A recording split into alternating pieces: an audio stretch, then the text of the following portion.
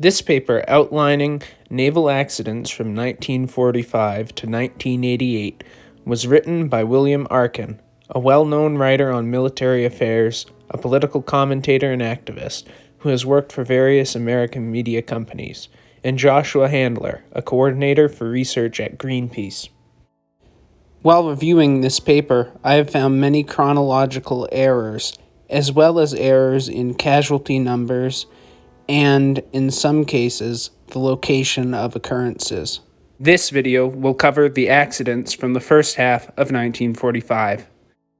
It is important to remember while reviewing this paper that accidents while operating a navy are an inevitability. The most one can do is learn from the accidents and make sure that similar ones don't happen again. Some are beyond the control of a crew, and nothing in this video is intended to demean or belittle any of the sailors of any of the navies involved. The paper's chronological list for 1945 actually starts with an error. The collision between the USS Washington, BB-56, and the USS Indiana, BB-58, happened on February 1st, 1944, not February 1st, 1945. Both battleships were heavily damaged by the collision, and 10 lives were lost. The Washington lost most of its bow, and the Indiana was heavily damaged on its starboard side. Both ships required extensive dockyard repairs. Even one of the best U.S. battleships, the Washington, famous for its duel with the Kirishima, with an exceptional crew, was still part of this accident. Though the officer commanding the ship at the time was commended for quick actions that almost averted the collision, it was still involved in one. This incident also has an incorrect date, as it actually happened on January 11th, 1945, not February 8th, 1945, and it involved a collision with YMS 14 in Boston Harbor. This next entry also has an error with the date. A new submarine floods and sinks after a worker opens a torpedo tube in the Boston Navy Yard. I believe that this refers to the Lancet Fish. An article on the Submarine Force Library and Museum Association website outlines how the Lancet was lost. Lancet Fish was built by the Cramp Shipbuilding Company of Philadelphia, Pennsylvania, launched and then towed to the Boston Navy Yard for further work. There, on the 15th of March, 1945, a shipyard worker opened the breech inner door of the number 10 torpedo tube, not knowing that the muzzle, outer door, was already open. Lancet Fish was raised 8 days later, but the Navy determined that the repair cost, estimated at $460,000, were too steep. They decommissioned the boat the next day. This next entry has the correct date. On April 9th, 1945, the SS Charles Henderson explodes in Bari Harbor. In a rush to unload the vessel, the crew mishandled the ordnance, causing it to explode. This entry has the date correct. However, both the Nashbulk and the St. Michel were tankers. The incident is outlined in some detail in the court case Baratich versus United States. In the same convoy and immediately preceding the St. Michel was another tanker, the Nashbulk. On April 9th, 1945, at about 8 p.m., a collision occurred between the St. Michel and the Nashbulk. The St. Michel was struck on her starboard side at or about the number 6 tank, and as a result, fire broke out on the St. Michel, which soon enveloped the whole vessel. As one of the witnesses stated, quote, "She immediately went down into flames." The captain and the chief mate were on the bridge at the time. According to one of the crew, the conditions were such that the captain stated then that, quote, "We could not possibly do anything with her. We could not fight it, and we would have to abandon ship." The general alarm was then sounded. At the time, there was a hole on the top of the deck, and the rough seas were going into the side of the ship, and forcing the gasoline up from the number 6 tank and spreading it over the entire vessel and into the sea, so that soon the whole ship was afire, as well as the water on the starboard side. The flames on the ship were higher than the mast. There was, of course, a fear in the minds of some of the men that the St. Michel would blow up. There was ammunition on board for the use of the gun crew, and it was exploding. As one may very well imagine, there was a great confusion and panic. The captain was yelling, abandon ship, about the time the burning gasoline on the water was beginning to encircle the ship. After some difficulty, the number 2 lifeboat on the port side was launched, and some of the officers and men attempted to leave the vessel that way. But the flames started to come into the boat, and they were compelled to jump into the sea. Most of the men jumped into the sea from the St. Michel and started to swim away. The survivors were picked up by 2 of the escort destroyers in the convoy, which had turned back to rescue the men. Out of the crew of 50, 27 perished, including the captain and the chief mate. Several of the destroyer escorts were ordered to stand by, and they cruised around all night in search of survivors, and the Nash bulk stood by all night. In the meantime, the fire on the St. Michel continued. She was in sight of the destroyers and the Nash bulk during the night.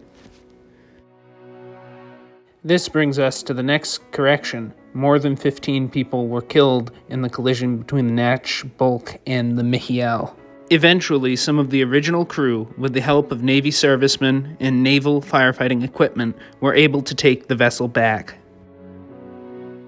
Somewhere between 5 and 7:30 p.m. of April 10, the St. Michel got underway. The Edsel, a Navy destroyer, led and controlled the navigation. It determined the courses and speeds in the direction and relayed that information to the St. Michel personnel, who complied. After the fog set in thick, and when the Edsel was not in sight, steering instructions were received by the St. Michel over the TBY system.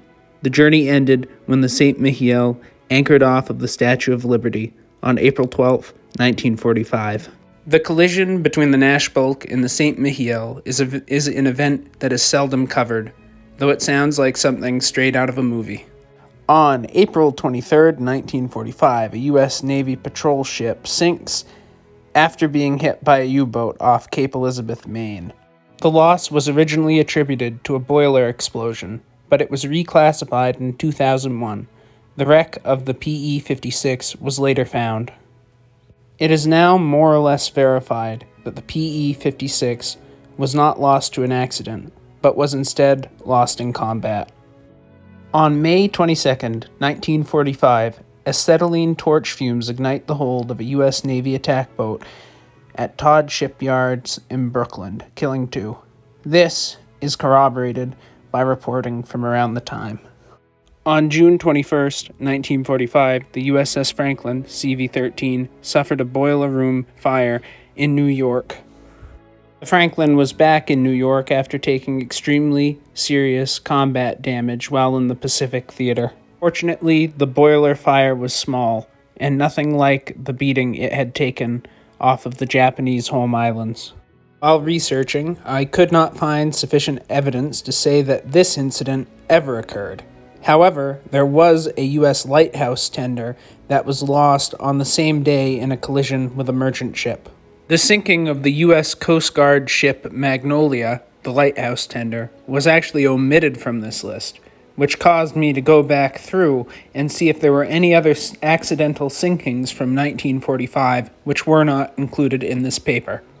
Through this search, I did eventually find an event that somewhat matched with the minesweeper claims, though it was allegedly a submarine chaser that hit a mine. So this would not be an accidental loss. This would arguably be a form of combat loss. There were also a number of smaller incidents which were not recorded by the paper, and some larger incidents involving merchant ships that also went unreported. Here are some of the other accidents from August and July of 1945. On August 17th, 1945, a Royal Navy motor launch was sunk in a collision in the Dutch East Indies.